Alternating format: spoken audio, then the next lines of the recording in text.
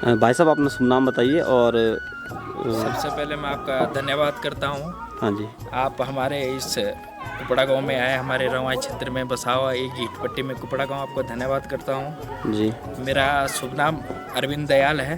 अरविंद दास जी, मैं शेषनाग महाराज का उपासक हूँ, शेषनाग जी का दास हूँ। बाकी आपको धन्यवाद करता हूँ, आप यहाँ पर आए। हाँ जी, मैं ये पूछना चाह रहा था, शेषनाग जी हैं यहाँ पे विराजमान, तो इनके बारे में आप हमें बताएंगे? जी, शेषनाग जी के बारे में तो लगभग सारे क्षेत्र को और पूरे रवाई को ही पता है।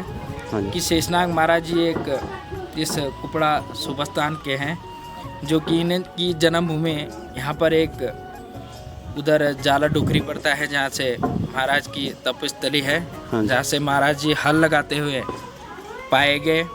और इस गांव की और शेषनाग महाराज की तो बहुत सारी विशेषता है, जो कि मैं आपको अभी बताऊंगा। सबसे बड़ी विशेषता इस गांव की शेषनाग महाराज की कृपा की ये विशेषता है, इस गांव में शादी हो या पार्टी हो, कुछ भी इत्यादि कुछ भी फंक्शन हो, यहाँ पर शराब मांस मदिरा नहीं चलता है। सबसे बड़ी विशेषता तो इस गांव की ये है। और शेषनाग महाराज की विशेषता तो सभी को पता है, यहाँ से जो भी इस शुभ स्थान पर आता है और शेषनाग महाराज के आशीर्वाद जो भी लेता है, उसकी मनोकामनाएं पूर्ण हो जाती हैं। हाँ जी।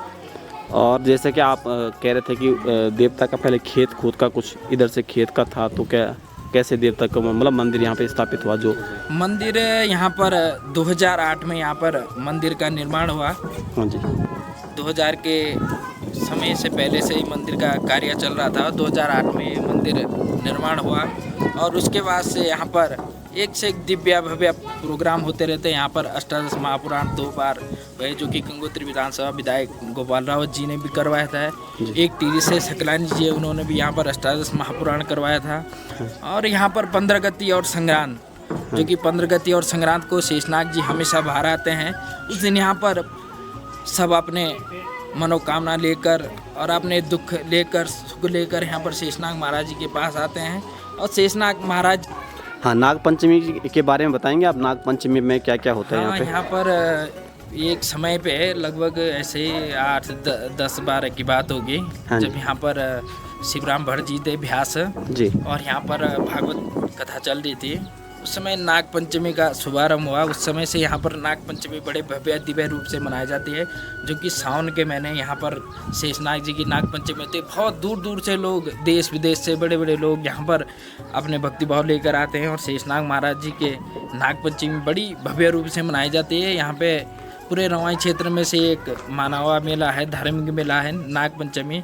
इसमें शेषनाग महाराज की अभिषेक होता है, जिसमें दूध दही मक्खन वगैरह वगैरह सारे पंच स्नान महाराज शेषनाग जी का होता है। बहुत सारी भीड़ होती है और अपना प्यारा सा कल्चर होता है और ये सावन के महीने मनाया जाता है। बहुत दिव्य रूप से नाग पंचमी का मेला यहाँ पर होता है। और कुछ कुपड़ा गांव की विशेषता बताइए आप? गांव की विशेषता यही है कि यहाँ पर सबसे बड़ा तो जो मैंने आपको बताया कि यहाँ पर कुछ भी इत्यादि, कुछ भी नशा हो गया, जुआ आज़ादी, सब शेषनाग महाराज की कृपा से यहाँ पर जुआ, शराब और मीट मांस मुक्त है। यहाँ पर ये चीज़ें अलाउड नहीं है।